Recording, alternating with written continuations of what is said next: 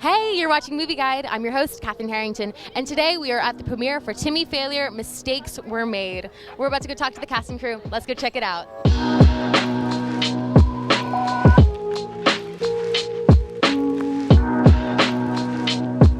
How have you changed with your creative process with each Disney movie that you do, with each kid movie that you do? How do you grow? You know what? I try to stay attached to the wonder from when you're a kid. You know, we used to play make-believe. You go out in your backyard and you run around, and I'm a nurse, I'm a doctor. I kind of stay in that space. I never became the full adult that I probably should be right now. So it's really easy to tap into that feeling of make-believe whenever I get a new gig. How do you have faith in the creative process and that you're going to continue creating great work? Well, it's funny you say faith. I'm a person of faith. So anything that I do, anything good that I do comes from God anyway. So all I got to do is go, well, God, we got another book and I hope you show up. It's that simple. It takes all the pressure off of me. How did you approach this movie with the idea that you're directing kids, and there's a lot of them? How did you? I'm like looking, they're everywhere. I've grown. I'm looking down the carpet now and seeing them for the first time in a year. How did you deal with that on set with these lovely kids who you're working with all the time versus adults, you know? It was a little nuts. I think I underestimated the task. I will say the young women were a little more well-behaved than the young men.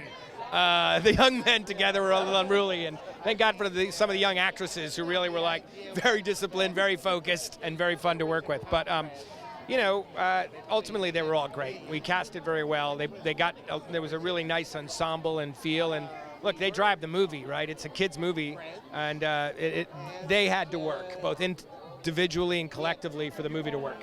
When you wrote this, how did you approach it with a childlike curiosity so that way kids would be engaged but also adults? I always do the same thing. I write to entertain myself, and it appears that I have the mindset of an 11-year-old. And so I don't write to kids. I write to make myself laugh. And I'm 52, and it seems to work. Somebody gave me advice a long time ago about writing for kids, be it movies or books. If you write to kids, you'll write down to kids, and they will pick that up right away. So I don't do that. I write to make myself laugh, and as it turns out, kids like it. Just because I'm very immature, I think. And kids are a lot smarter than we think they are sometimes, right? Way smarter. Yeah, way smarter. And also just intuitive. I mean, they pick up what you pick up. So if you do something, for example, Diary of a Wimpy Kid, he didn't write that for kids. He wrote that for adults. And then it got marketed to kids. And the same with Timmy. I mean, I wrote it for me. So, that would be that was my secret, yeah. How do you kind of personify the evil antagonist in this movie? Well, it's in his imagination that I'm evil. I mean, it's in his imagination that I'm cold, sadistic, seeking revenge against him for defying me. In real life, I'm sympathetic to him. I want him to live. You can't pretend that you're a detective when you're a fifth grader. He needs help. And I'm not a therapist. I can only yell at him. I mean, I'm a teacher. But I'm sincere in wanting to help him. He needs to face reality. And that's what I tell his mother. You know, I'm trying to help this boy. He doesn't see it that way. He just sees cruelty. He defies me, and he sees me as taking revenge by being so nasty. How did Timmy learn how to be a better detective throughout the whole movie?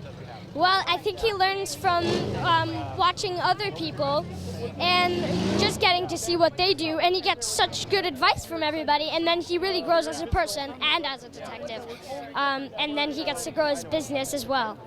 Did you learn how to be a better detective from doing this movie? I guess, kind of. I mean, I watched a couple TV shows about, like, a detective. I mean, they weren't necessarily documentaries, but I mean, like, yeah, I mean, he's just, I developed the closet into my own like office after doing the film. I know, it's crazy. It's kind of like a little Harry Potter kind of thing, you know, it's under the stairs. But yeah, yeah. Tell me a little bit about your character. My character, Molly Moskins, you know, isn't really like everybody else. She's quirky and she's organized and she likes to give her opinion and she's not afraid about that. You know, she really cares about everybody and especially Timmy because he's not like everybody else. He's unique.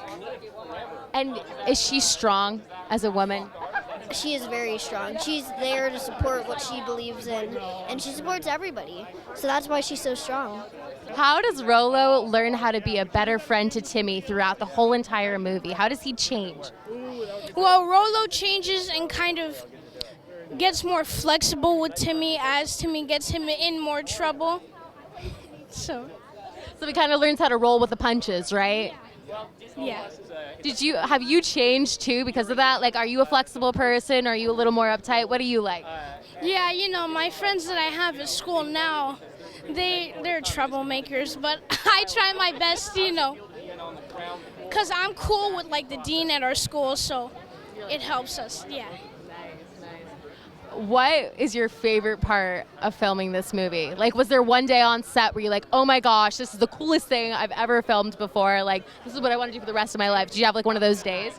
My favorite part of shooting was the bank scene where I run into a door because I did my own stunts for like 2 takes and I'm like, okay, Kai, you can't run into the door this time because, you know, we don't want you hurting yourself. So. Thanks for watching Movie Guide. For the full review, go to movieguide.org.